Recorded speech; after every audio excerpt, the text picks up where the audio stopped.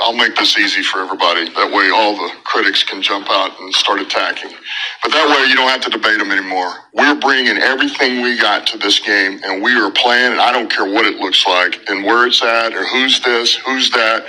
We're going out to play and win this game out on the West Coast.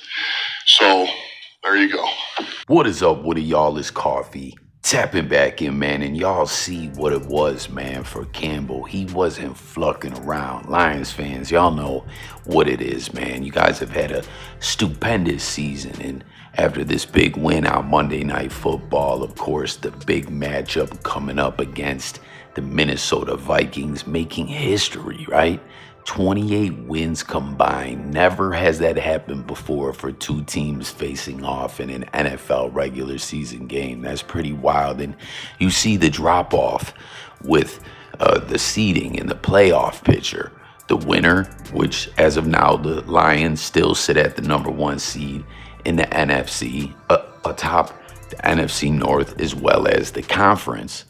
But if they lose to the Vikings take the #1 seed, and with the way it goes with division winners and seedings, right, the loser is going to drop to 5. So that's a hell of a game right there. The difference between #1 and #5, and that's really something right there. But as far as this game right here, there was all these questions, right? Because regardless with the way it worked with the tiebreakers and all that, even if the Lions would have lost this Monday Night Football matchup, it still would have been the same way, playing for 1 or 5 against the Vikings.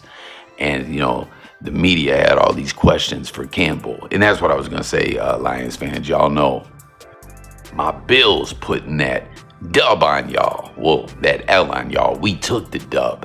Had the Lions in their feelings. They were feeling very mortal, as they've been looking to many almost immortal this year. You know, they got 2 L's, so they're not invincible, but damn near, many thought, you know. And a lot of people think that offensive coordinator Ben Johnson is going to be one of the most sought after coaching candidates next year, as he's been the offensive coordinator on this amazing campaign that the Lions have had all season. Tap in and comment, everyone. What do you guys think? You know, will he end up getting lost in the coaching carousel, the coaching shuffle? Who do you think would be, you know, looking into picking him up? If so, if that's the case, y'all know that's the way it always goes with football teams when they're having success. You know what I mean? It's a collaborative effort of many coordinators, coaching specialists, head coaches, all that come together, as well as, of course, the performance from the players out there on the field. But when you have success, people come a knocking, you know, and people are looking for promotions and upgrades in their careers. And what do you guys think? Is that going to happen with Johnson? Will he end up getting a promotion and leave the Lions?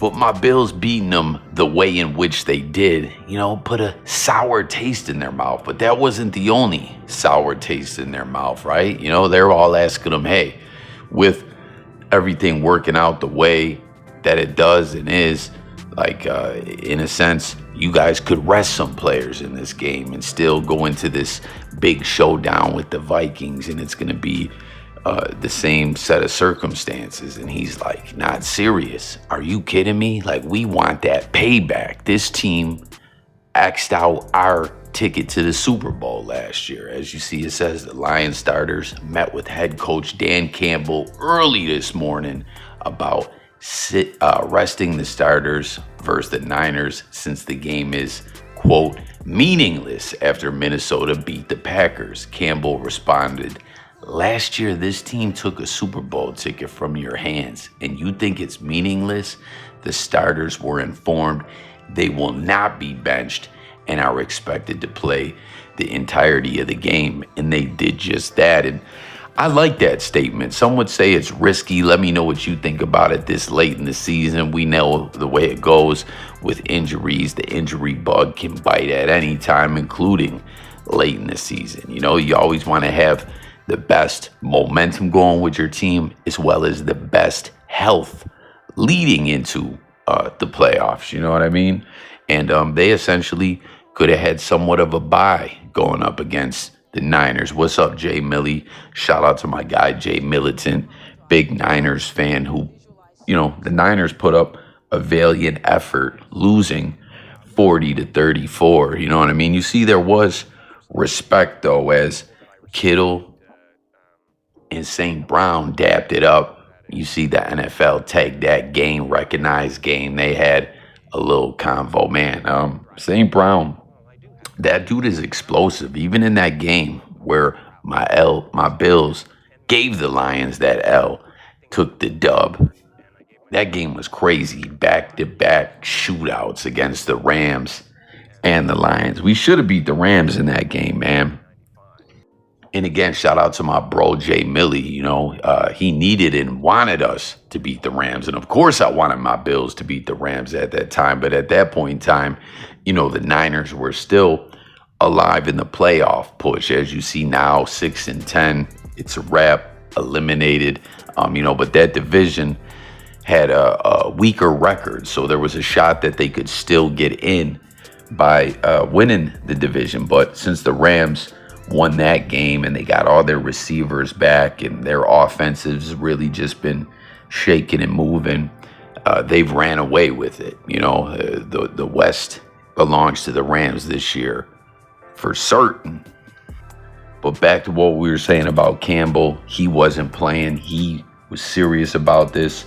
Them starters were expected to go out there and give it their all, and they did just that, man. You see Goff had 3 touchdowns, 26-34 for 303 yards. 3 different wide receivers had touchdowns. We already said St. Brown, Laporta had one, Williams. Jahmyr Gibbs did his thing running the ball for a touchdown, 117 yards on 18 carries. That's pretty nice numbers. And like we said, though, with the Niners, they fought valiantly. You see the highlights, man. Purdy was type on fire through a lot of the game, although he left in the 4th quarter with an elbow injury. You see some people are getting at him, roasting him with that meme. Is that Tom Brady turning into Jameis? Is that who they got him turning into? Clowning around? But Purdy put up serious numbers, and, he fought hard. Hats off to Purdy. This was a career high, 377 yards passing, 3 touchdowns, 2 interceptions, though. You don't want to have those turnovers. But again, he did leave in the 4th with an elbow injury.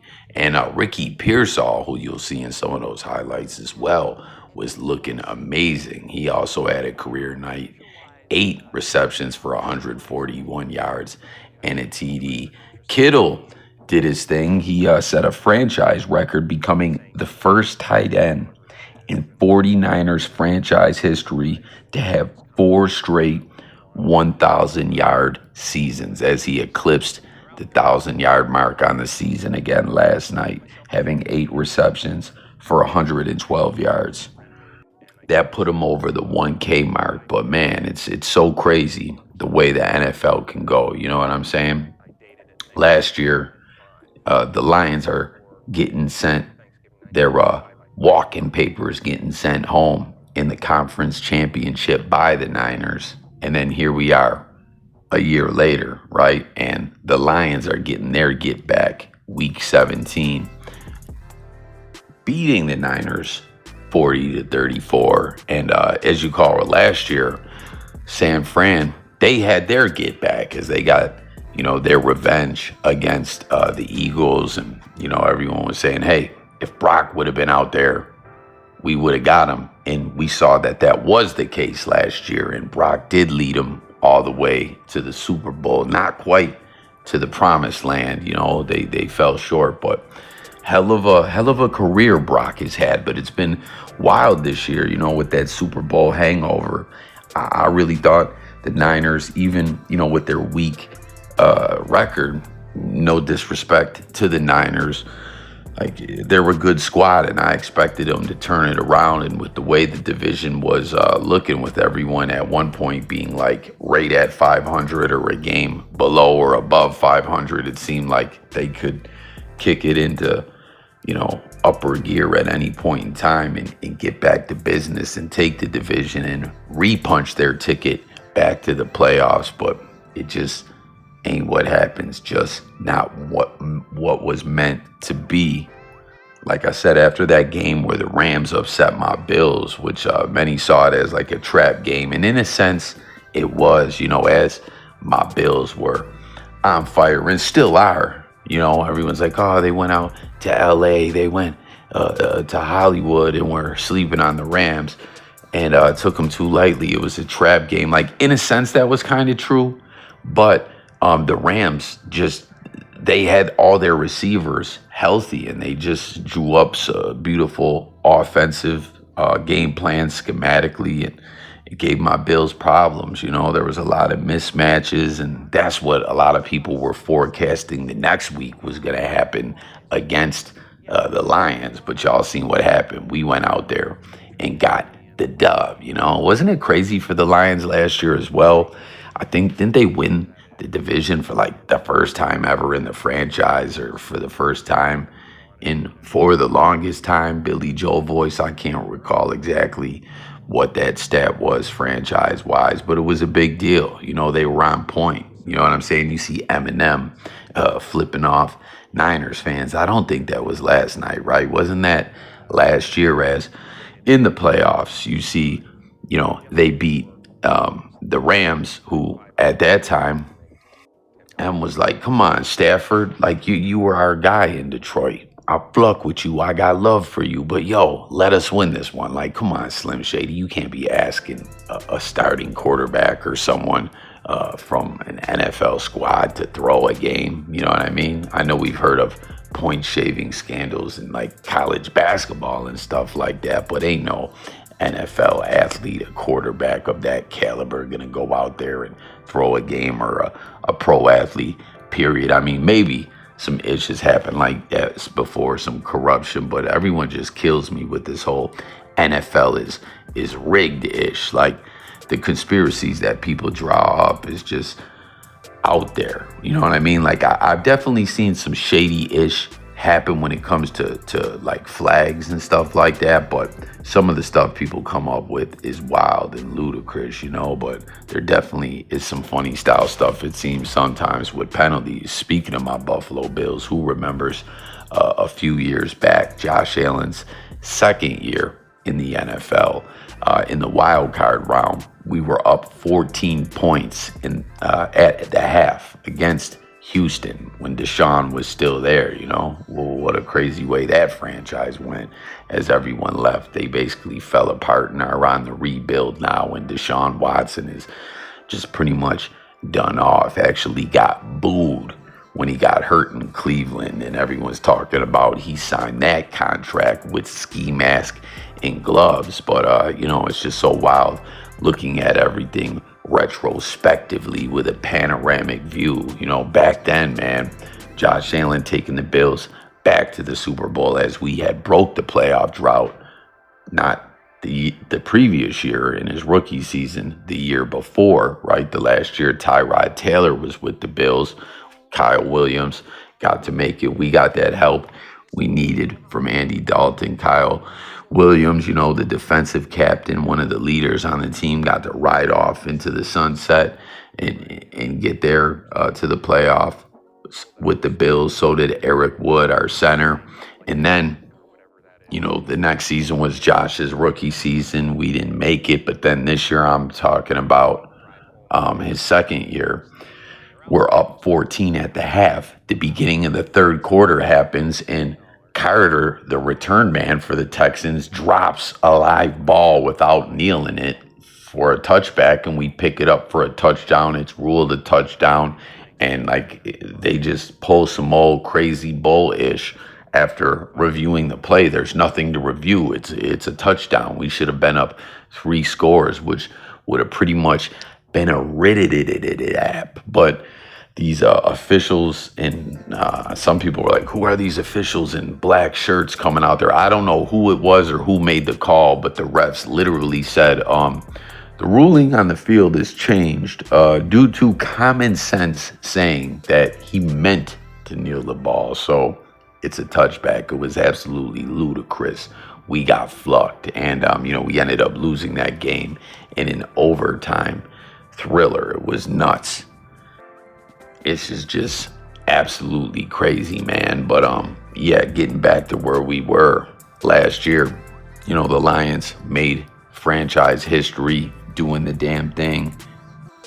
Then they did, beat the Rams and the former Detroit longtime, franchise quarterback Matthew Stafford in his new home in LA. They beat him 24-23.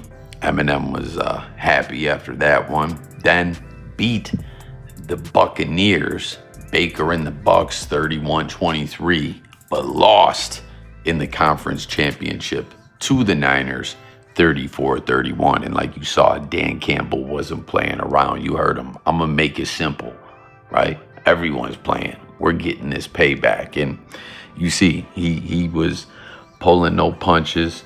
He was saying it like it was. He, on a rivalry type level, just was like, look, the Niners. I'm paraphrasing. He didn't say that. And, I'm not saying it in a disrespectful way. Again, shout out to my guy, Jay Millie, all the Niners fans, Niner gang, bang, bang, Niner gang. I got love for y'all. Me and my bro, Jay Millie. Again, I'm diehard BillsMafia. Everyone hit the comments and let me know who your squad is. Let me know if your team is in the playoffs, your thoughts about the playoffs, the standings, the seeding, stuff going on within the NFL right now. Let's discuss it all in the comments. If you're new over here, it's all about coffee, talking it up with y'all about the different topics we cover on this channel, being music, news, sports, current events, life, and much more. But of course, we got mad football content, mad NFL content coming all the way through, straight through to the Super Bowl. And there's live streams where you can call in. It's just going to be a lot of fun. You know what I mean? But, being a Bills fan, and that we had our run back in the 90s, right? Way before the drought, when, we flucked around and benched Doug Flutie, R.I.P. Ralph Wilson, our owner who left the team in limbo. Thank God for Terry Pagula and Kim Pagula, as they bought the Bills and kept the squad in the 716, and we thank you so much for that, man. There's like nothing worse than wondering if your squad shall cease to exist. And it's pretty wild, man, that my Bills have added minority owners, with a group buying in, and two of the members of that group of minority owners is former Toronto Raptors, former NBA players T-Mac, Tracy McGrady, and Vince Carter. That's pretty wild, man. Like, I couldn't believe Ralph left the team hanging like that, man. You know what I mean? He didn't have a son, and he didn't want any of his daughters to have to pay the inheritance tax and leave the team to him. But Trump, Bon Jovi, some other investors and individuals, and like people throwing around money wanted to buy the Bills, but their bids couldn't block with Terry Pagula's, who also owns the Buffalo Sabres. Like, for real, Terry, we love you, man.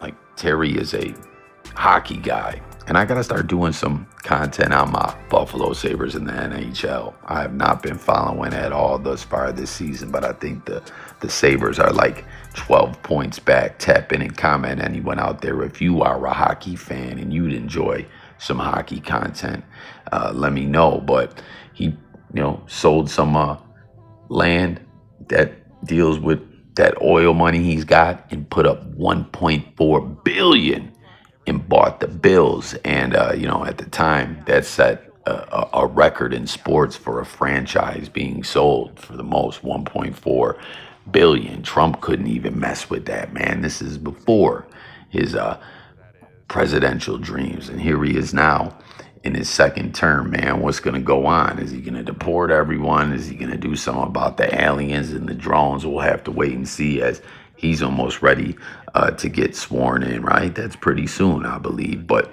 back to what I was talking about. And again, sorry you're getting a bit off topic, but that's just how I rock, man. I coffee talks it up, man. We talk it all. Again, music, news, sports, current events, life, and much, much more. Subscribe, hit the button, hit the comments.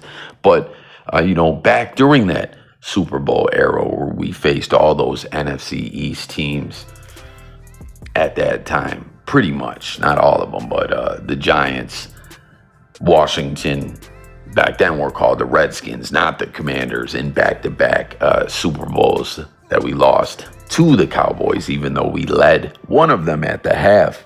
There was a lot of people, Chris Berman being one of them, a lot of sports analysts picking for a Bills-Niners Super Bowl, but it never happened. It never was to be.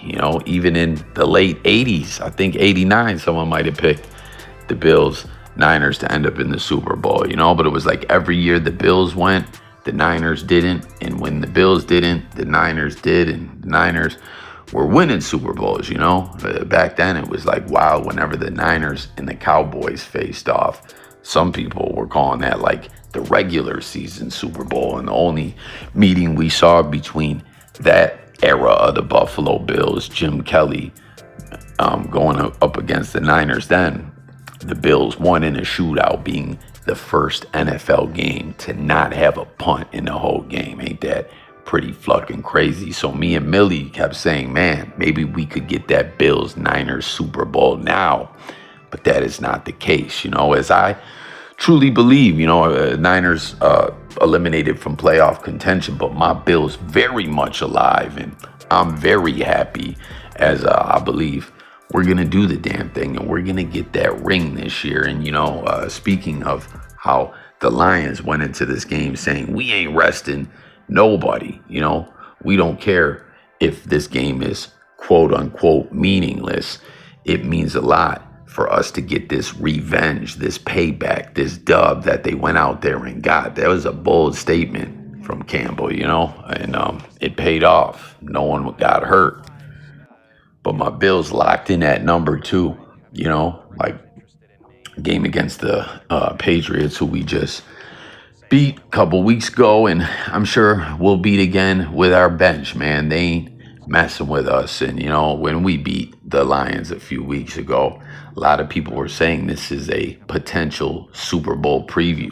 Jump in the comments and let me know if you think that could be so, if you could see that happening, and your thoughts across the board, as well as, again, everyone, just the playoff landscape, just everything going on. And let me know who your team is. Make sure you subscribe. You know what I'm saying? Like, let's talk it up. I'm very active in those comments. That's why I do this content. It's just to coffee talk it up with individuals out there interested in these topics that we talk it up on. But with that win, man, can you believe this? The Lions undefeated on the road, 8-0, and that was their 5th game of the season where they put up 40 plus points with no turnovers. And that is, I believe, the most in a single season. That's 5 games, 40 plus points, no turnovers. It's the most a team has ever had, most games in a season, that being the 5th game ever. So this Lions team just really continues to push on, even though my Bills gave them that L. They brushed it off and kept fighting. But it's interesting for Brock Purdy, once again, before I close this video out, like, he fought hard. Those interceptions hurt, you know what I'm saying? But he had a beautiful touchdown that he ran in. He put up career numbers, except for those 2 picks. But man, did you see that rushing touchdown and a lot of those great passes? Like, Brock was looking like the truth out there. But one of the big storylines this year with Brock pretty much being flawless from the moment he got under center with the Niners, man. Going out, didn't he just dismantle Tom Brady in one of his first games? And the dude was like undefeated and looked like he was primed to take the Niners to the Super Bowl, but got hurt. only to then the next season, like we were saying, Debo and a lot of them dudes. And what's going on with Debo? Is he done or what, man? Some stuff going on with San Fran for where a few players look like they just are not giving it their all, not playing with the heart as they should. But when they got that rematch against the Eagles, you know what I'm saying? He did just what everyone thought he would did and took them to the Super Bowl, but fell short. And then this season, I believe he still has one more season on this rookie contract. There was a lot of talk that with the way the options work and stuff like that, the way the contract breaks down, that the Niners would hit him, with that extension, and he would get paid like he weighed, you know what I mean, with the performances that he's been putting up. And statistically, like, he's still been having a decent season, right? But 6-10 is 6-10, and I don't know, I believe there is no extension, and I don't know, it'll be interesting to see what happens with Brock next year and beyond. Like, what will next year look like? It happens very often that a team comes off of that Super Bowl hangover after getting there and not making the playoffs. It's not the first time it's done happen. But that's about it for this one, guys. What an exciting Monday Night Football game. A valiant effort by the Niners, but falling short to the Detroit Lions, who just continue to make history and have this huge matchup against the Vikings. I can't wait to watch that game, y'all. That's huge. Number 1 or number 5 seed. What a drop off. That's crazy. And then you see, I think, is it Tampa has the 4 seed or the 5 seed, and they don't have it clinched though. Like, pretty much everything's clinched up in the NFC. I think except for like 1 or 2 spots, man. But it's so exciting, man. It really has been an exciting NFL season. And I can't wait for this final week of the regular season and then the tournament, man. So thanks for watching. Subscribe. Look forward to talking to y'all. Go Bills. And again, Niner gang, Jay Millie. Y'all kept fighting, man. I'm sure next season will be much better. It is what it is. Peace and God bless. And I'll catch you guys on the next video. Hit them buttons for me. I'm out of here. Peace and God bless. Have a productive day, everyone. It truly is a beautiful day.